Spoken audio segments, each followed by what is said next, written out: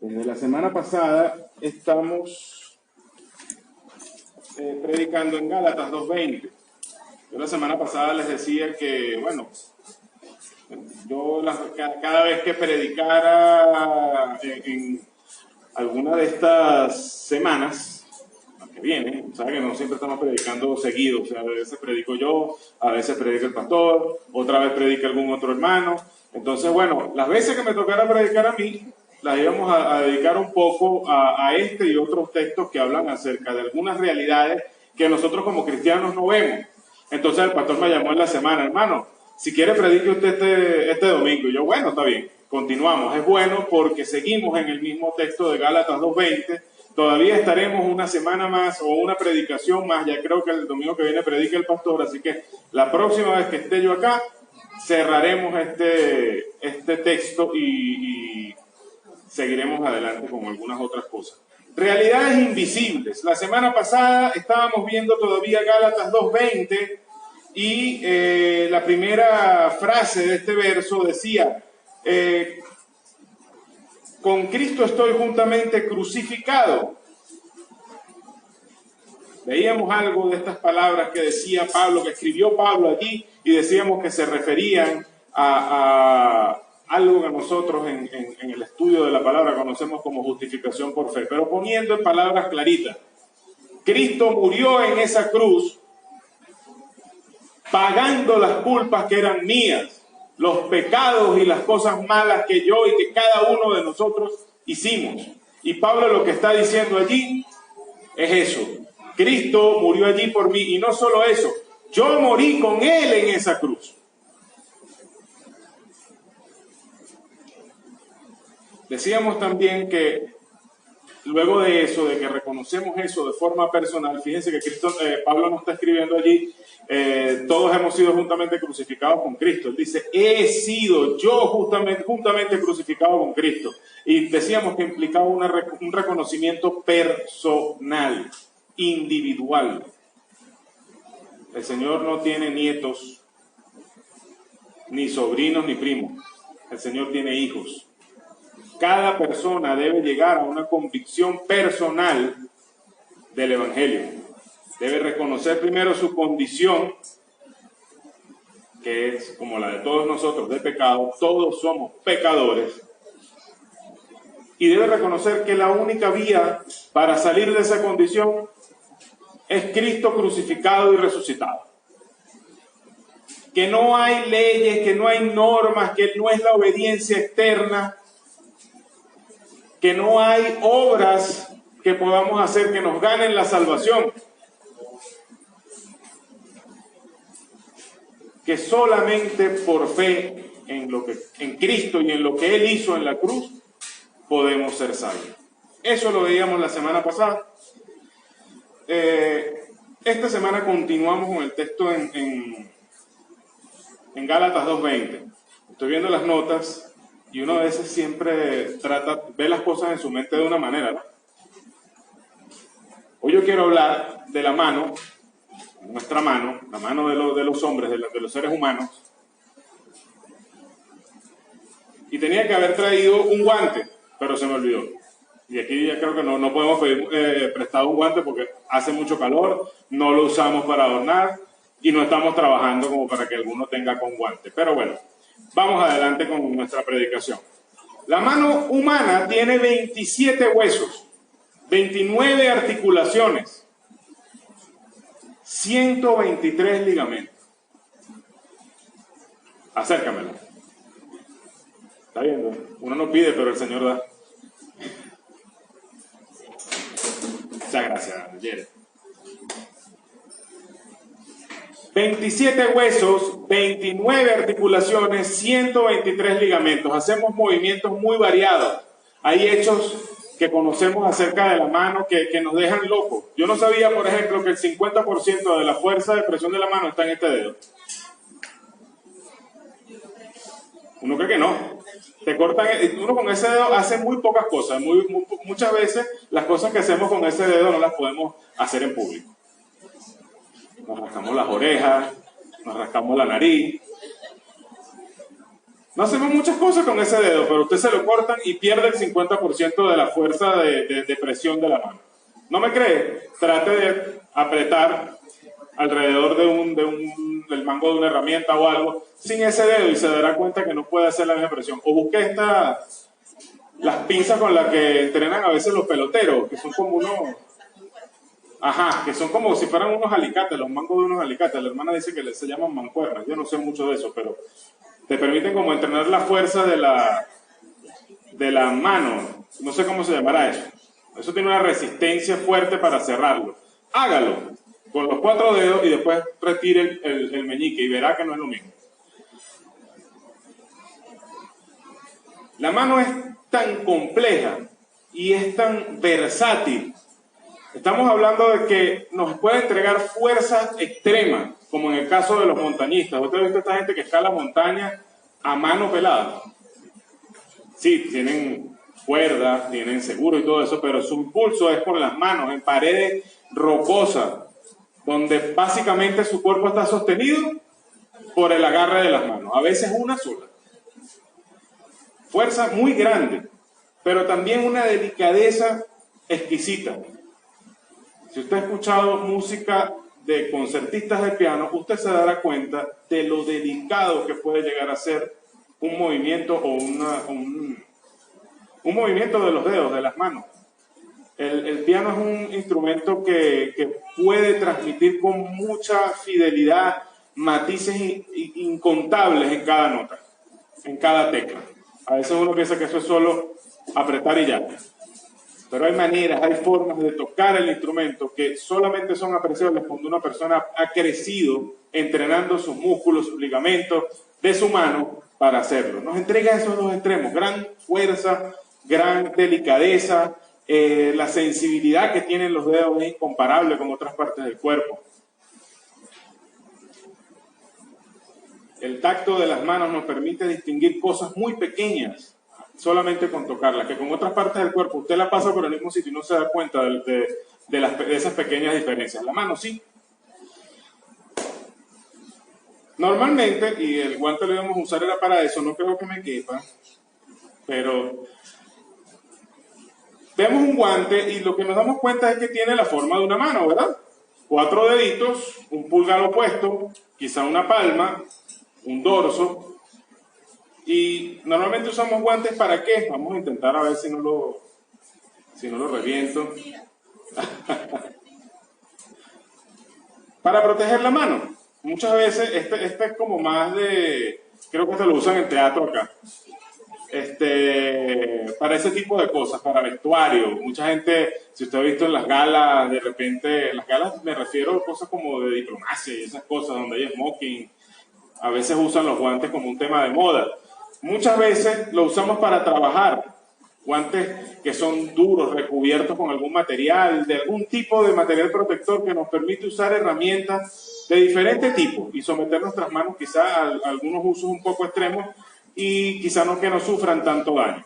Se parece mucho a una mano, yo me lo pongo y usted verá, lo puedo mover como muevo mi mano, pero un guante solo es solo un guante, no una mano, está vacío.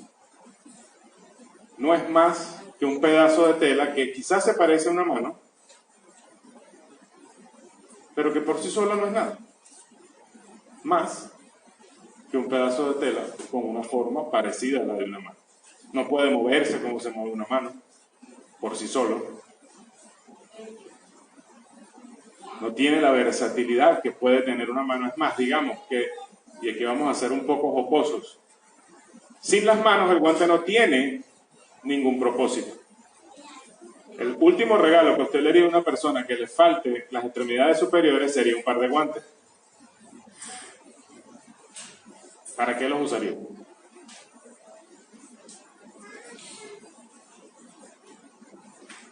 El hombre es como un guante, es como este guante. El hombre fue creado a imagen y semejanza de Dios. Y mientras estuvo allí en el Edén, en esa comunión, digamos, perfecta en la que vivía, donde Dios caminaba por allí, conversaba con el hombre, por ponerlo de alguna manera para hacerlo más entendible a nosotros. Vivía el hombre allí con él, en la perfección del diseño de Dios. Usted lea el capítulo 1 de Génesis y usted verá que es la única criatura de la que dice que Dios la formó. De todo lo demás dice que dijo Dios sea tal cosa y fue hecho. Con el hombre, sus manos tocaron el polvo de la tierra y formó al hombre. Cada detalle de lo que nosotros somos, de lo que el hombre es, Él lo formó.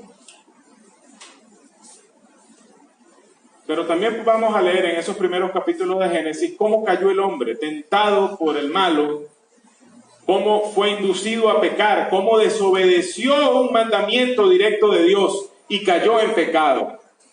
A veces decimos, bueno, pero qué cosa tan grande y mala podré haber hecho yo para ser considerado pecador. Pero vemos una cosa en la Biblia que no se compagina con esa extrañeza que tenemos nosotros. Lo que hizo Eva y lo que hizo Adán fue tomar un fruto de un árbol y comerlo. No robaron a nadie, no mataron a nadie. El quid del asunto es que desobedecieron a Dios. Se pusieron por encima de Dios. Quisieron ser más sabios que Dios. Dieron a entender, Dios sí tiene cosas. Que no coma de ese árbol que está allí en el centro de... Y le prestaron oído al que estaba diciéndole, no hombre, chicos, cómete eso. Ustedes verán que él lo que no quiere es que ustedes sean iguales a él. Orgullo, desobediencia, se pusieron de espaldas a Dios. ¿Y qué decía el mandamiento? El día que de él comas, morirás. Adán no murió físicamente, Eva tampoco. Pero fueron echados del Edén. Fueron separados de Dios. Y esta imagen a la que Dios los formó fue desfigurada. Perdió propósito. Perdió toda aquella cosa para la que Dios le creó. Aquellos pensamientos en un momento fueron dejados como un despojo de lo que Dios había creado. Fue desfigurado por el pecado. El hombre no es más, es tal cual como un guante vacío, que no está cumpliendo su propósito porque no está en donde debería estar colocado. Es el despojo que el pecado dejó. Sí, conserva algo de la imagen caída de Dios. En nosotros permaneció el deseo de llenar justamente ese vacío. No hay pueblo en la tierra, por más remoto y apartado que esté, que no trate de adorar a algo que esté por encima de él. Algo de eso quedó aquí.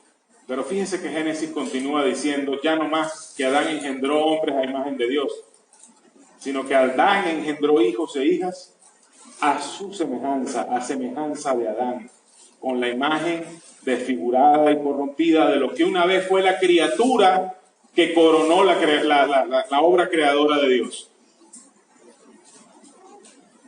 No tiene verdadera vida en sí mismo y no está llenando el propósito para el que fue creado. Así estamos nosotros todos. Cuando estamos sin Cristo, estamos así.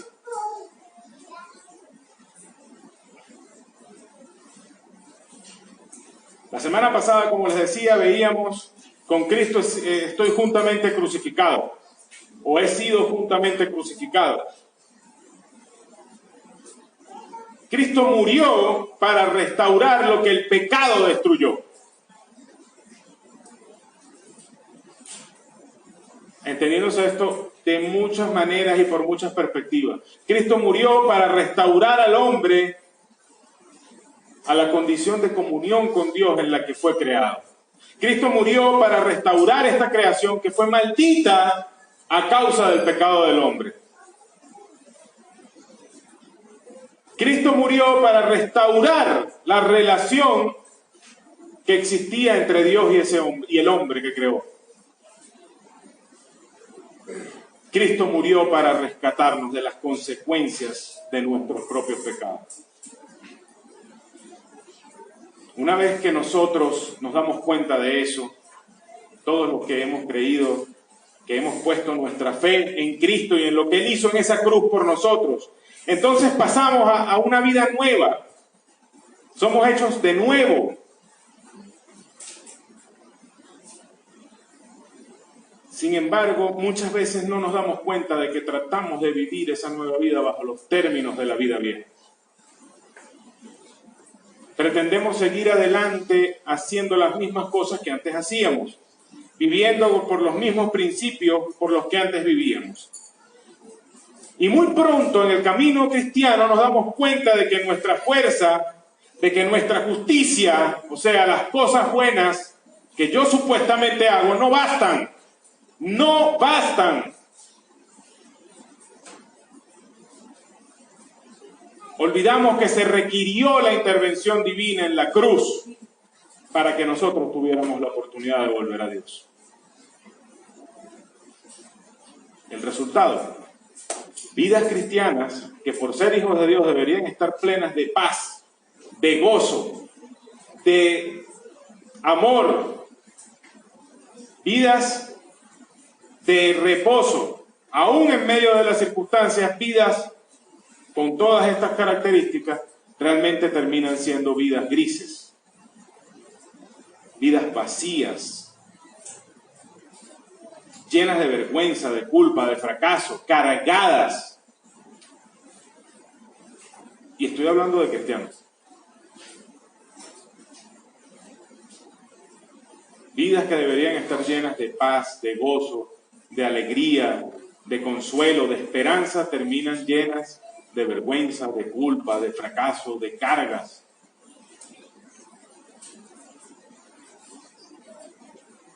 ¿Por qué?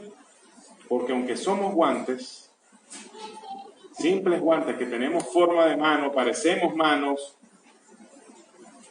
estamos tratando de llegar a ser verdaderamente como las manos, de movernos por nosotros mismos, de hacer las cosas que las manos hacen. Pero la realidad es que un guante jamás podrá ser una mano. Y un hombre caído jamás podrá ser un hijo de Dios sin que medie Jesucristo en todos los aspectos de la salvación para que él pueda llegar a ser eso. Y me refiero a que un hombre que es inconverso o una mujer que es inconversa, que no cree en todas estas cosas que se han predicado, obviamente, si no viene a Cristo, una persona que está sumida en pecado, si no viene a Cristo no puede ser un hijo de Dios. El que ya lo ha creído, sí, dice la palabra, has venido a ser un hijo de Dios. Pero ese hijo de Dios, si no asume que necesita de Cristo también para vivir esa nueva vida, no va a ser más que un remedio. Tendrá el nombre y el título de hijo de Dios y estará en la gloria con todos los santos, ciertamente. Pero no logrará vivir la vida como la debería estar viviendo, como un hijo de Dios. ¿Por qué suceden estas cosas? Porque tratando de alcanzar, de agradar a Dios o de alcanzar el estándar de Dios, seguimos atados a leyes, seguimos atados a normas, seguimos atados a obediencia, seguimos atados, y entiéndaseme bien, obediencia de normas externas. La obediencia es necesaria, es requerida como un fruto de la salvación. Pero nosotros queremos hacerlo al contrario. Yo quiero transformarme obedeciendo externamente y que esa transformación llegue adentro. Cuando la transformación del Evangelio empieza porque Cristo entró a tu corazón e inició un cambio allí y la obediencia aflora a partir de esa nueva vida.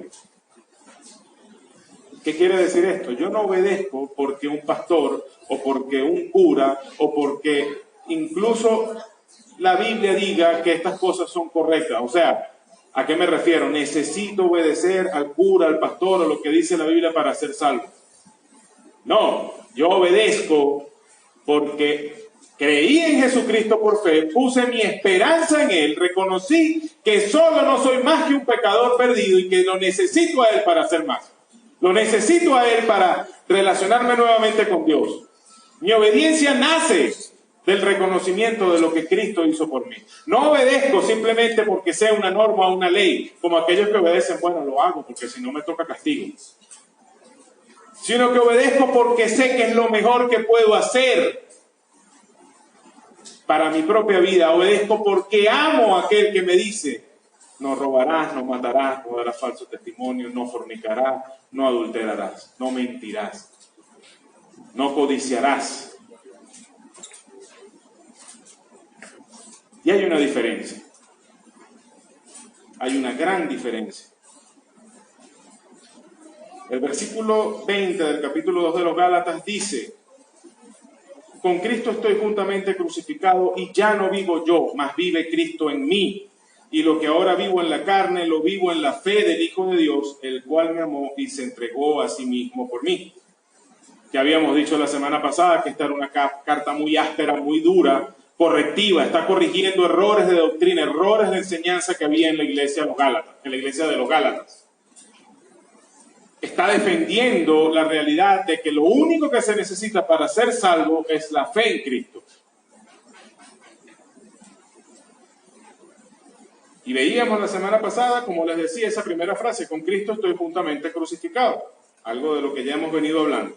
Sin embargo, el verso no se queda allí, va hacia adelante. ¿Qué pasa después de que la persona cree? ¿Qué pasa después de que esa muerte que Cristo sufrió en esa cruz y su resurrección le son aplicadas para salvación? ¿A qué me refiero? Después que ese creyente cree, que esa persona ha creído, se ha arrepentido de sus pecados y ha creído en Cristo. ¿Qué pasa después? Bueno, Pablo lo empieza a explicar. Y ya no vivo yo. Lo primero que notamos es que usa esa palabrita y. Nosotros la usamos mucho. Normalmente conecta dos ideas separadas. De varias maneras. En este caso está como comentando o diciendo, mira, sí, yo morí juntamente con Cristo en la cruz. Y a causa de eso, ya no vivo yo, mas vive Cristo en mí. Con Cristo he sido juntamente crucificado. Algo que pasó tiempo pasado tiene un efecto en el presente. Ya no vivo yo, mas vive Cristo en mí. Tiene una consecuencia en mi vivir actual. ¿Qué está diciendo Pablo? Deja de vivir el creyente y vive Cristo en él.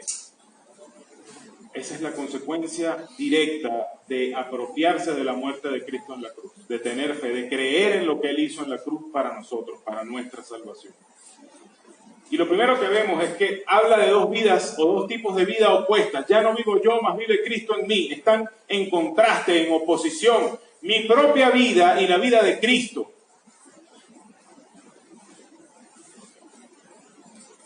Mi propia vida y la vida de Cristo. Ha sido crucificado, para ponerle un nombre, Reinaldo, ese que vivía antes de venir a la fe en Cristo Jesús. Ha sido crucificado con él, con Cristo. Eso lo podemos ver en Romanos 6:6. Dice allí, sabiendo esto, que nuestro viejo hombre fue crucificado juntamente con él. Y cuando dice con él se refiere a Cristo. Fue muerto allí. El creyente recibe nueva vida. ¿A qué me refiero con esto?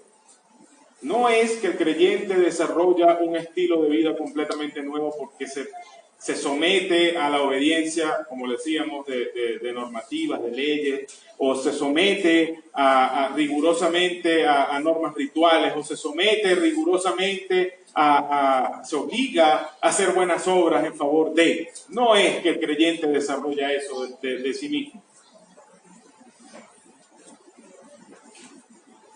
Por 9 años yo tuve el mal hábito de fumar. Y las sustancias, aunque yo no probé ninguna más allá del cigarro, yo siempre he sabido que para mí son un peligro. Digamos que hay drogas que todo el mundo considera malas, ¿no? Pero hay otras cosas que generan el mismo comportamiento en el cerebro y que como todo el mundo las bebe y nadie dice que son malas, no son drogas. ¿Usted sabe qué es una droga? El refresco, el café, el licor. Todas esas cosas son drogas.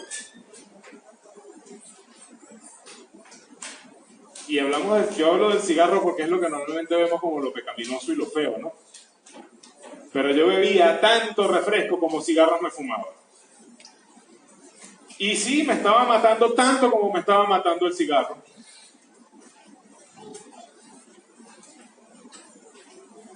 ¿A dónde quiero llegar? Yo estuve por años intentando desarrollar un estilo de vida diferente. Por años tratando de dejar el cigarro, tratando de alimentarme sano, tratando de ejercitarme. Tratando de vivir una vida diferente. Y no pude. Nunca pude. Asimismo, ninguna persona se transforma por cambios externos que pueda hacer. Yo le voy a decir lo que sí logré. Yo logré aprender cómo ejercitarme yo mismo en mi casa. Yo logré aprender a limitar mi consumo de algunas cosas entre las comidas y entre las bebidas que yo podía consumir. Pero no era porque hubiera transformado mi vida y no tuviera ya el deseo de hacerlo. Era simplemente porque en mi voluntad me obligué a hacerlo.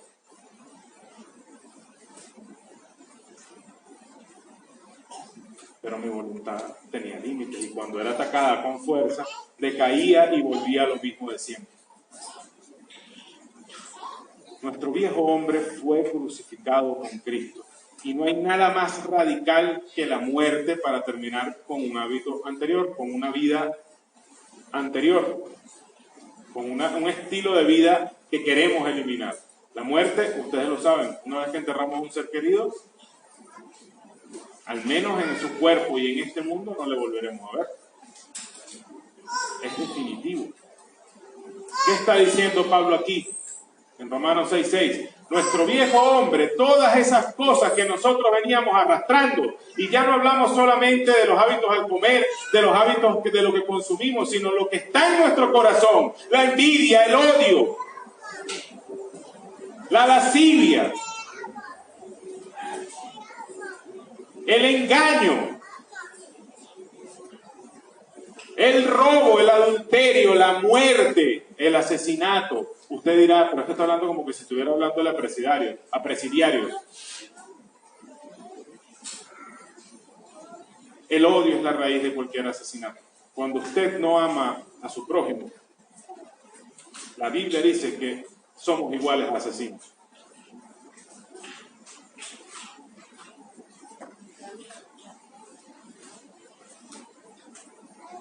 Solamente por pensar mal contra un prójimo, Jesucristo dice que somos reos de juicio.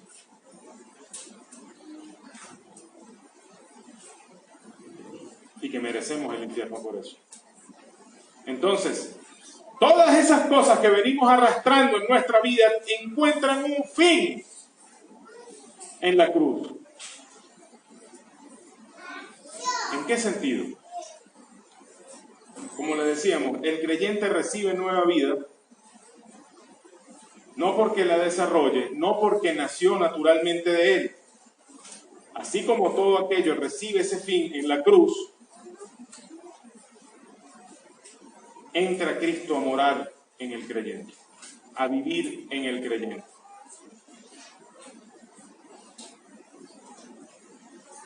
Esa es la nueva vida que recibe, no nada que venga de él, no nada que haya nacido, ninguna vida que haya nacido de algún esfuerzo propio de ese hombre, sino la vida misma de Dios empieza a ser implantada o es implantada en ese corazón. Hay un intercambio de señoríos. Usted podría decirme, bueno, pero Pablo escribió la carta, ¿cómo puede decir él que él ya no vive? Él vivía, obviamente, físicamente seguía siendo Pablo. Su personalidad seguía siendo la misma. Su carácter, nada de eso murió. Pero lo que sucedió es que hubo un intercambio de señores en la vida de Pablo. Ya no vivo yo, ya no estoy sujeto a las viejas pasiones, a los viejos hábitos, a la vieja vida, al pecado que cada rato me arrastraba en un comportamiento destructivo.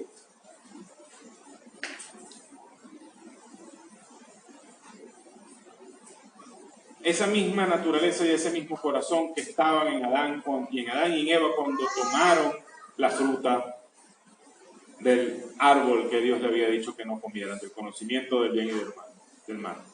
Esa misma tendencia hacia lo malo, hacia el pecado que se había originado en Adán y Eva en aquel momento, es la que teníamos nosotros allí antes de venir a Cristo. Ya no tiene Él el poder, sino que se ha levantado un nuevo Señor en la vida del creyente, y ese Señor es Cristo. Él es quien gobierna ahora en el corazón de cada uno de los que ha venido a ser por Él. Ya no vivo yo, mas vive Cristo en mí. Y esta es una realidad que pareciera que no entendemos, hermanos.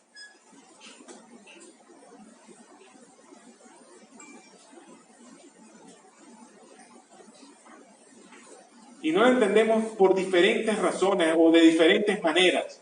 No entendemos que ya nuestro yo ha muerto. En el sentido de que ya no nos gobernamos nosotros.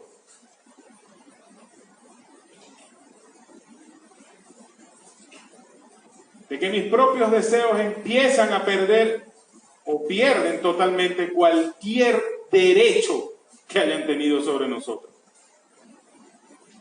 Y el que está gobernando ahora es Cristo.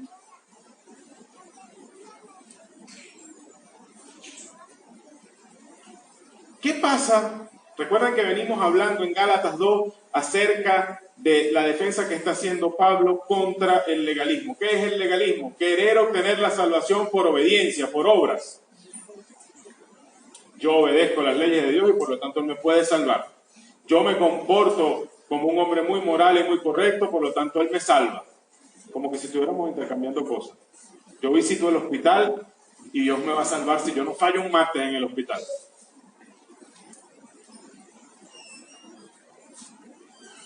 Yo vengo todos los domingos a la iglesia y Dios me salva porque yo no fallo un domingo en la iglesia o a un culto de oración.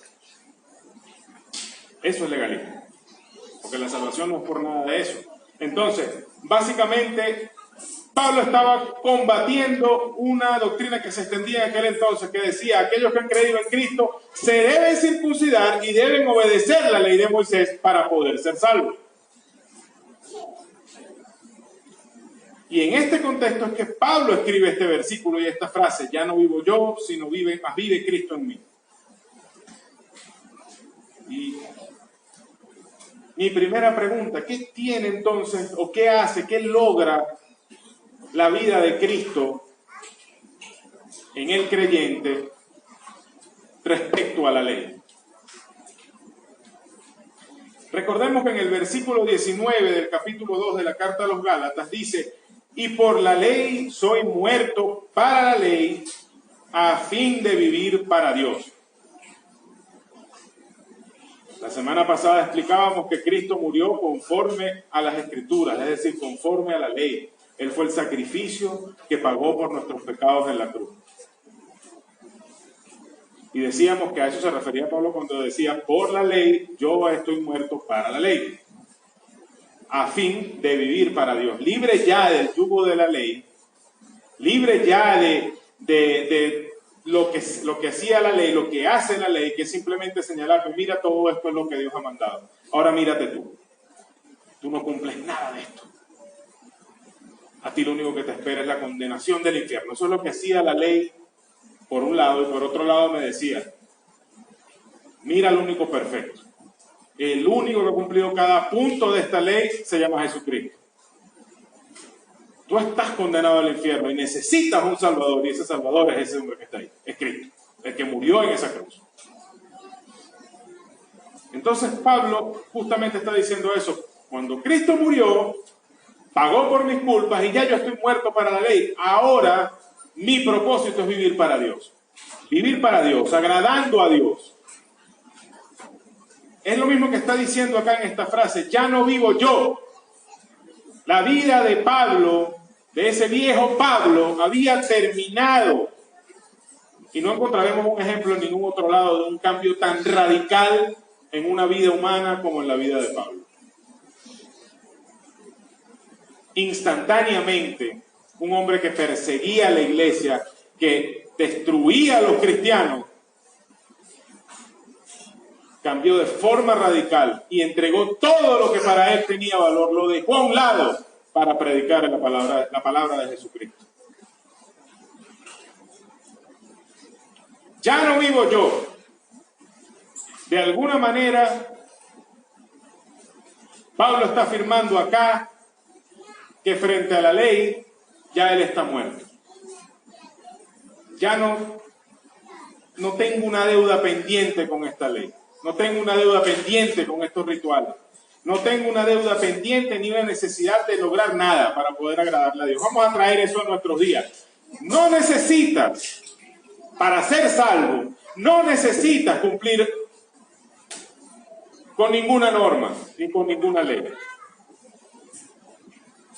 No te vas a salvar por venir a la iglesia todos los domingos. No lo necesitas para salvarte, para conocer a Cristo. No necesitas ir todos los martes al hospital a predicar el evangelio. No necesitas cocinar arepas para llevar al hospital. No necesitas dar clases en la escuela dominical. No necesitas nada de eso para ser salvo. Lo único que necesitas es a Cristo. Es conocer a Cristo, es arrepentirte de tus pecados y de tu vida pecaminosa y poner tu fe en el Cristo que murió en la cruz. Eso es lo que está diciendo Pablo acá. Ya no vivo yo. Ahora vive Cristo en mí. Y aquí está una verdad para que cada cristiano se aferre a ella. La ley ya no tiene nada que reclamar de mí. Porque ahora en el creyente vive Cristo. El único que cumplió la ley de cabo a rabo. No dejó de cumplir ni una tilde ni una jota. Y lo que Dios ve en cada creyente es la justicia de Cristo. Es el carácter de Cristo. Es el fruto de su Espíritu. ¿Cuál es el fruto del Espíritu? Amor, gozo, paz, paciencia, benignidad, bondad, fe, mansedumbre, templanza. ¿Y qué dice la Biblia acerca de estas cosas? Contra tales cosas no hay ley.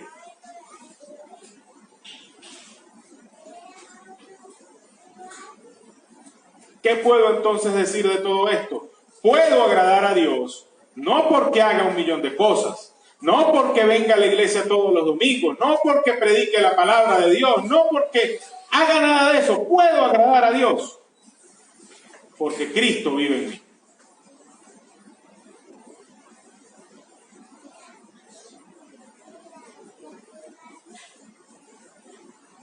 Y la otra pregunta que yo me hago es, en Romanos 6:6, Pablo completa el verso que ya vimos, que decía, sabiendo esto, que nuestro viejo hombre fue crucificado juntamente con él, o sea, con Cristo, para que el cuerpo del pecado sea destruido, a fin de que no sirvamos más al pecado. Es decir, el viejo hombre fue crucificado con Cristo para que no sirvamos más al pecado. ¿Qué tiene que ver entonces esta vida que está en mí, esta vida de Cristo en mí, frente al pecado, en la lucha que cada creyente tiene hoy con el pecado? Como decíamos, ya la vida del creyente está bajo el dominio de Cristo, bajo el señorío de Cristo.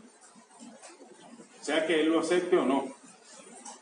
Él aceptó a Cristo, conoció a Cristo, creyó en él y puede a lo mejor estar llevando una vida de rebeldía aún siendo cristiano, de resistencia. Y yo creo que cada cristiano en algún momento pasa por etapas donde se resiste a ciertas cosas en el Evangelio. Pero eso no implica que Cristo no gobierne en su vida. Cristo le redimió, le pertenece, es un nuevo dueño. Y ahora también ha venido a morar, a vivir en su corazón. A vivir su vida en la vida y a través de la vida del creyente. No es que Cristo le comunica vida o le da vida, es que Cristo es su vida. La palabra dice, yo soy el camino, la verdad, ¿y qué más? La vida. No dice, yo le doy la vida, yo soy la vida.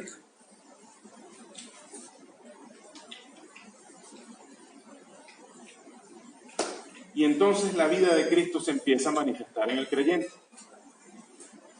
¿Cómo se empieza a manifestar en el creyente? ya lo decíamos, su carácter empieza a cambiar. Empiezan a surgir las cosas que antes no estaban. Quizá el egoísmo pueda ser una palabra conocida para nosotros.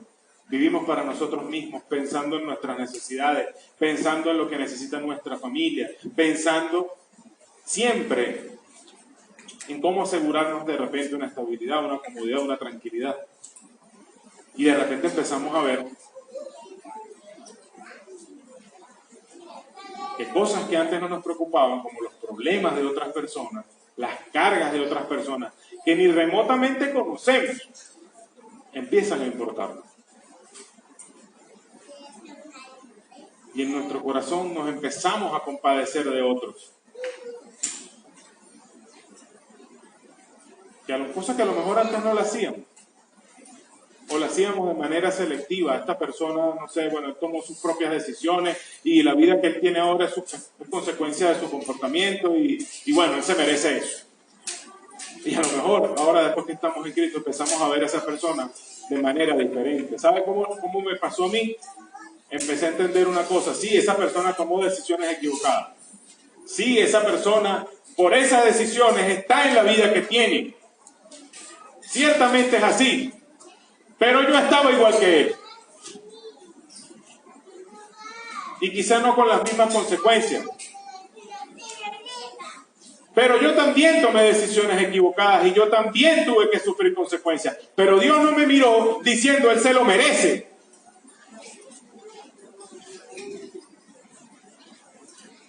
Dios me miró con gracia, con misericordia. En su misericordia, Dios no dijo, él merece el castigo, vamos a dárselo a él, vamos a arrojarlo en el infierno. No, él envió a su hijo. Primeramente envió a su hijo a morir en una cruz para pagar mi culpa, para que yo pudiera ser perdonado.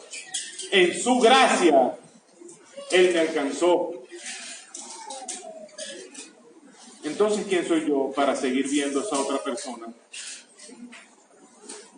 en su culpa, en su vida quizá perdida como consecuencia de sus malas decisiones? Por la gracia y la misericordia de Dios yo no estoy igual.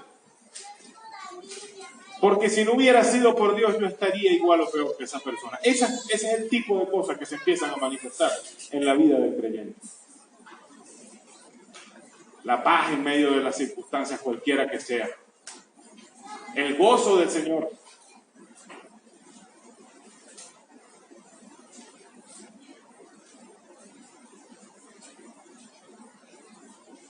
Empieza a cambiar nuestra actitud frente al pecado. Quizá nosotros tendríamos alguna costumbre en nuestras vidas, alguna manera de vivir nuestras vidas en ciertos aspectos. Yo les acabo de comentar, por ejemplo, que yo fumaba mucho. Yo les puedo comentar también un montón de cosas acerca de mí y de cómo yo vivía mi vida sin darle mayor importancia a todas las cosas que podía estar haciendo, a la forma en la que yo estaba viviendo.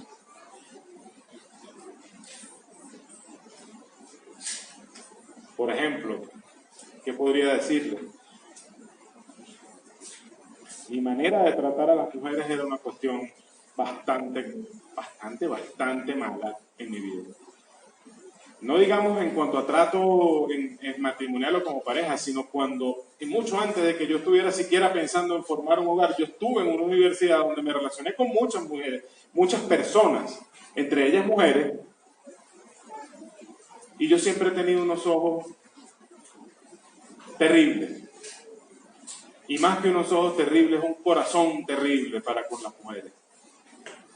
Nunca, salvo muy escasas excepciones, traté con el honor y la honra que ellas merecían. En mi época de universidad y de liceo, yo buscaba mujeres para satisfacer mis propios deseos pecaminosos.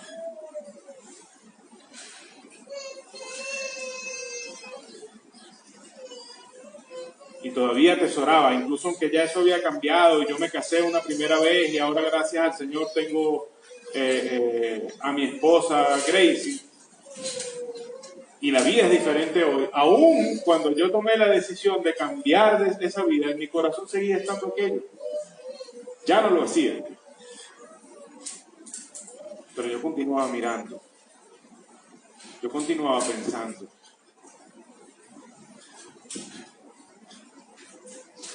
Y atesoraba aquellos recuerdos. Yo puedo decirles a ustedes, a lo mejor que nunca, cosa que es mentira, porque sí nunca caí en la pornografía, porque nunca vi un video o una película de esa. Pero en mi mente rodaban películas mucho más vívidas y fuertes que cualquiera que usted pueda ver en una computadora o en una pantalla. Eso siguió allí. ¿Qué pasó cuando yo vine a Cristo? Aquello se empezó a sentir raro. Algo que simplemente era normal y cuando era confrontado yo decía, bueno, pues yo soy un hombre. Raro sería que no me gustaran esas cosas. Ahora no, ahora yo mismo, sin que nadie confrontara nada, yo sentía que había algo allí que no estaba bien. La misma palabra empezó a confrontarme con cosas. Cuando yo leía no fornicarás, yo solamente pensaba en el acto y yo decía, pero yo estoy limpio de esto, yo tengo mi esposa, yo no me engaño.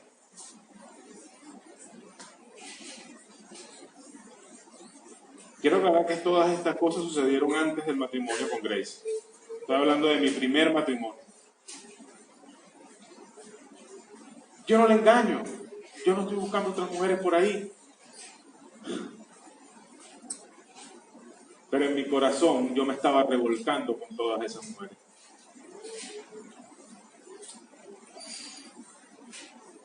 Y solamente el pensar en eso, ahora que Cristo estaba viviendo en mi corazón, yo decía, pero por Dios, ¿en qué pozo de porquería estaba metido? Y a lo mejor usted piense, bueno, pero eso no se aplica a mí. Busque en su vida cualquier cosa que la Biblia diga que es pecado y que a lo mejor está haciendo hoy. Usted dice, bueno, pero eso lo hace todo el mundo. O le da muy poca importancia o simplemente lo hace sin darse cuenta que lo está haciendo. O lo hacía en su vida antes de ser cristiano. Tu actitud ante ese tipo de cosas empieza a cambiar, empieza a ser diferente. Y la obra de Cristo es que te lleva justamente a las obras que son opuestas a esta. Para mí es una cruzada personal con cada persona que conozco, cada hombre que conozco, cada muchacho que he conocido aquí en la iglesia. El dejar bien claro cuáles son los límites reales de Dios para el sexo en la vida del hombre.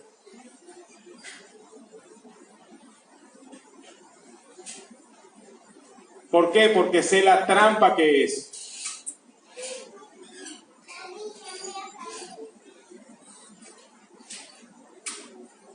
Eso no lo hice yo. Ese cambio no lo logré yo. Si yo hubiera seguido sin Cristo, ¿quién sabe si yo estaría hoy con Gracie? ¿Quién sabe si yo hoy tendría una familia? ¿Quién sabe tantas cosas que pudieron haber sido diferentes si no fuera porque Cristo estuviera aquí? Pero hoy, Cristo ha tomado control de esta vida y así toma el control de la vida de cada creyente. Y en eso consiste la madurez. ¿Cuánto le voy quitando yo al pecado para entregárselo a Cristo? Así crece un cristiano. Entonces yo puedo agradar a Dios porque Cristo vive en mí y a través de mí hace su obra. En mí y a través de mí hace su obra. No es que yo agrado a Dios porque yo dejé todas esas cosas que les acabo de comentar. Es que habiendo aceptado a Cristo, ya yo fui hecho agradable a Dios. Y lo que me ha hecho cambiar es la vida de Cristo en mi corazón.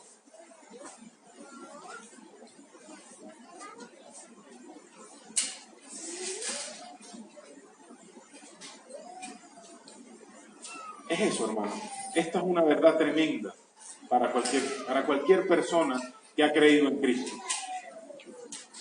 por el poder de la vida superior y divina de Cristo, vamos a decir que esa vida y ese poder superior es esta mano,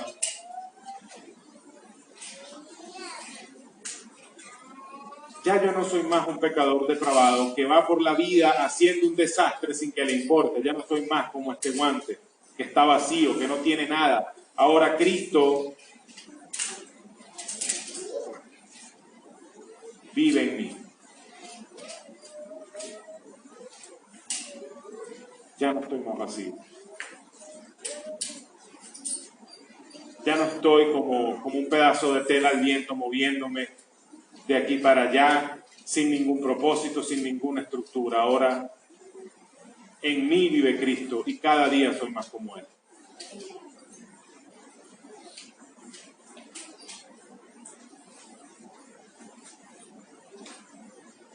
Cada creyente es ahora un hijo de Dios que está viviendo su vida por el poder del Espíritu Santo, manifestando la vida de Cristo y su justicia, que es la única verdadera justicia en nosotros.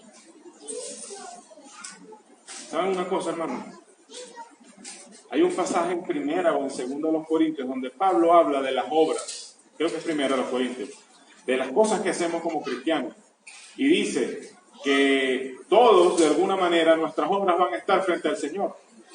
Y él habla de que la obra de algunos será como oro, plata, piedras preciosas, y que la obra de otros será como hojarasca, heno, como madera, ¿ok? Y habla de estos materiales y dice que cada una de esas cosas pasarán por el fuego y que el fuego las probará. Oro, plata y piedras preciosas, obviamente usted la pone en el fuego y no se quema. Madera, heno y hojarasca se queman y se consumen. De todo lo que nosotros hacemos, y voy a poner aquí unas comillas bien enfáticas, para Dios, de todo lo que nosotros hacemos, Dios solamente se agradará de aquello que Cristo hace a través de nosotros. No se va a agradar de nada que yo, Reinaldo, haga por mi propia cuenta para agradarle a Él, con la motivación de comprar favores. Es como que a veces tratamos de establecer un sistema de recompensa, castigo o chantaje con Dios, así como Jacob. Yo te voy a poner un altar y te voy a para que tú me favorezcas y me bendigas. Nada de las cosas que nosotros hagamos para Dios que no provengan de Cristo van a tener valor en ese día. Todo lo que no hagamos y que no provenga de Cristo no tendrá un valor delante del Padre. Seremos salvos, como dice Pablo, pero así como por fuego. ¿Saben por qué? Porque solo en Cristo el Padre tiene su complacencia. ¿Qué dijo el Padre Dios cuando en Mateo 3 Cristo subía del agua después que fue bautizado? Mateo 3, búscalo allí, Suri, versículos del 22 al 23. Recuerdan que Jesús descendió para ser bautizado por Juan el Bautista y subió de allí. ¿Qué pasó luego? Se abrieron los cielos y descendió una paloma, el Espíritu en forma de paloma, y posó sobre él. Pero algo más pasó. ¿Qué más pasó? Se escuchó desde los cielos una voz que decía: este es mi Hijo amado, en quien tengo complacencia. Cristo vive en nosotros, el único hombre que ha caminado, el único ser humano que ha caminado sobre la tierra, del cual Dios ha dicho semejante cosa. En Él tengo mi complacencia.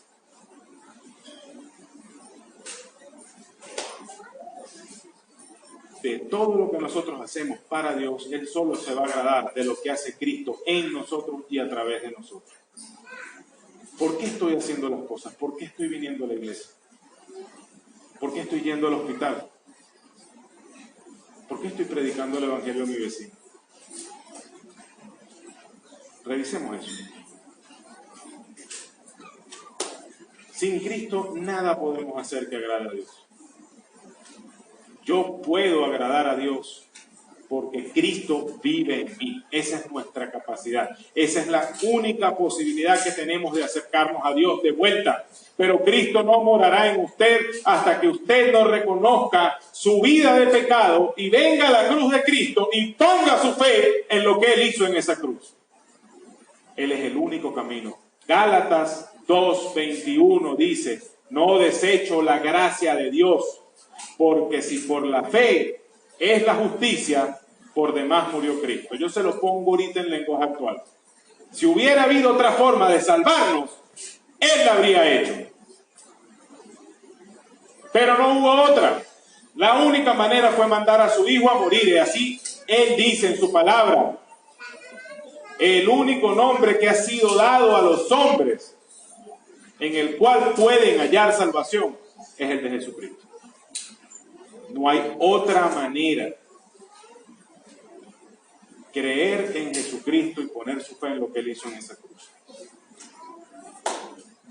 Hermano cristiano,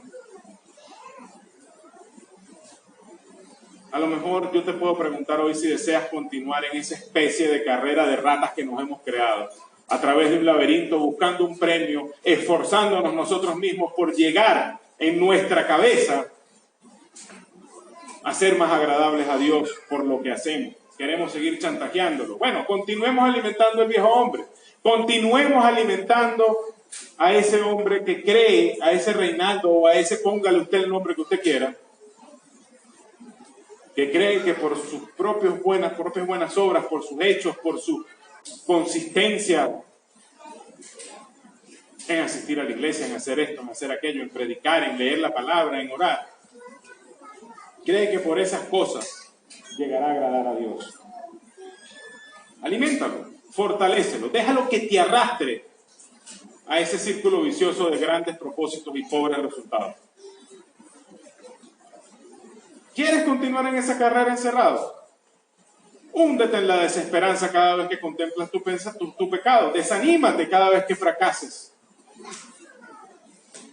No solamente a nivel de pecado, a nivel de las cosas que hacemos para Dios. ¿Cuántas veces no predicamos y vemos cómo la palabra aparentemente cae vacía, vuelve vacía o cae en una tierra en donde no germina y nadie escucha y nadie cree? Muchas veces lo vemos. Desanímate entonces. Si no quieres salir de ese hoyo de donde Cristo te dijo que ya te había sacado, quédate así. No dejes de desanimarte. Quédate viendo los vidrios rotos de tu fracaso, de tu pecado, y no levantes la vista hacia Cristo. ¿Quieres continuar allí? Bueno, cierra tus ojos a la realidad de que tú puedes descansar de cualquier obra. De todas las obras. Puedes descansar en Cristo de todas las obras. Convéncete entonces de que eso no es verdad, de que aún necesitas palanquear a Dios. Quizá nosotros no adoramos santos ni oramos por la intercesión de santos o de la Virgen María o de qué sé yo, manejándonos como que si usáramos palancas para mover el favor de Dios. Pero también hacemos eso de palanquearnos con Dios. Señor, mírame que yo obedezco tu palabra, yo vengo los domingos a la iglesia, leo la Biblia, oro todos los días, predico el Evangelio. Eso no es palanca para Dios. Lo que se tenía que mover, Dios lo movió antes de que nosotros siquiera tuviéramos la idea. Haz todo eso y continuarás allí, en una vida gris, triste, cansada, sombría, aún siendo un hijo de Dios con una vida que no tiene ningún gozo. Ahora te pregunto, ¿deseas tú vivir la vida abundante? Date cuenta que el viejo hombre ya no vive más. Ha muerto, solamente tiene el poder que tú le das.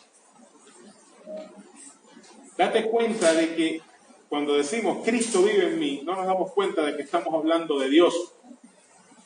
El creador del universo vive en ti. Qué tremendo poder nos ha sido dado, nos ha sido entregado para poder vivir la vida santa que Cristo exige, que Cristo pide. No solamente eso, sino que Cristo te garantiza esa vida abundante. Cristo te comunica esa vida abundante. Él mismo es tu vida y está viviendo en ti. Entiende eso y entonces podrás ir adelante, madurar como cristiano. Entiende que ya no tienes que luchar con armas que son simplemente insuficientes. Ceremonias, rituales, buenas obras, disciplinas espirituales, si las estás usando para obtener el favor de Dios, son insuficientes, no sirven. Deja de cansarte con ellas para que vayas a una vida diferente. Entendamos que las viejas cosas pasaron, que no debemos mirar atrás, que debemos mirar adelante, poner nuestra vista en Cristo, en la meta, en su segura promesa. Hagamos todas estas cosas y tendremos una vida abundante, llena de gozo, de paz, de reposo, aún en medio de las circunstancias, aún en medio de la escasez, aún en medio de la enfermedad, aún en medio de la ansiedad, aún en medio de la pobreza, aún en medio de tantas cosas que este mundo nos hace pasar. Aún así tendremos gozo, paz y el amor de Cristo en nuestro corazón. Hay que creer, hermanos, en que Cristo vive en nosotros. Hay que creerlo. Parece que a veces lo dijéramos poéticamente, Cristo vive en mí. Hermanos, es literal. Esto no es retórica lo que Pablo está escribiendo aquí, esa es la verdad. ¿Quieres tener seguridad de eso? Bueno, presta atención a tus reacciones frente al pecado. Te darás cuenta que ante cosas que antes no te importaban, ahora te retienen. ¿Tú crees que eso viene de ti? ¿Por qué no pasaba antes entonces? Esas nuevas reacciones son las de Cristo. Esas nuevas reacciones frente al pecado provienen de Cristo viviendo en ti. Presta atención a tus emociones, a tus intenciones también frente al sufrimiento que nos rodea. Si antes pasabas indiferente y hoy es otra tu reacción, mira allí a Cristo viviendo en ti. Presta atención a las pequeñas cosas buenas que antes no hacías y que ahora que has creído en Cristo sí haces. Presta atención a los pequeños sacrificios, a las obras generosas que van brotando de ti a medida que caminas de la mano de Cristo. Presta atención a cómo tu vida se va acercando más a Dios, poco a poco. A veces, hermanos, esperamos que estas cosas se manifiesten como un gran cambio de vida de un momento a otro. Y cuando no lo vemos pensamos, bueno, yo debe ser que soy un cristiano de segunda clase porque a mí como que no me toca. La realidad es que no, hermano. Estas cosas, estas pequeñas cosas, estos cambios de actitud, estos pequeños cambios de todos los días en el corazón, son nuestro mar dividido, son nuestros muros de Jericó derribados. Son las cosas a las que tenemos que mirar para recordar que Cristo vive en nosotros.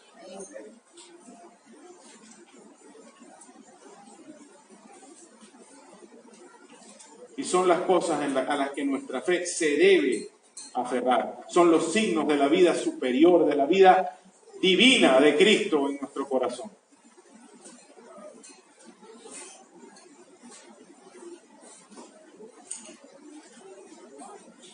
Y aún si tú hoy no puedes decir con Pablo que ya no vives tú, pero que Cristo mora en ti, si aún tú no has venido a conocer al Cristo que vino, se humilló y se entregó por ti en la cruz del Calvario,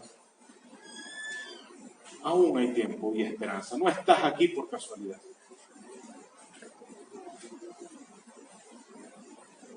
Si puedes reconocer que tu vida tal como hoy la llevas no agrada a Dios, si tu corazón cambia de actitud frente al pecado y sientes que deseas cambiar esa realidad pero no puedes, hay muy buenas noticias de gran gozo para ti hoy. Cristo cargó tus pecados sobre sí mismo, siendo inocente, y pagó por ellos en la cruz del Calvario. Yo debí estar en esa cruz. Tú debiste estar en esa cruz. Pero Él, siendo inocente, se puso en tu lugar y en mi lugar. Y no pide nada de nosotros. Lo único que pide es que nos arrepintamos de nuestros pecados y creamos en Él. Que por fe creamos que lo que Él hizo en esa cruz fue suficiente para ganar nuestro perdón, para que nosotros fuéramos perdonados, para que nosotros fuéramos limpiados y fuéramos reconciliados con Dios. ¿Quieres esa vida abundante de la que hemos estado hablando? Ven a Cristo. Reconócele como tu único y suficiente Salvador. Deja de luchar contra algo que no puedes vencer. Tu vida no va a cambiar simplemente porque tú lo deseas. Tu vida solamente puede cambiar porque Cristo la transforma.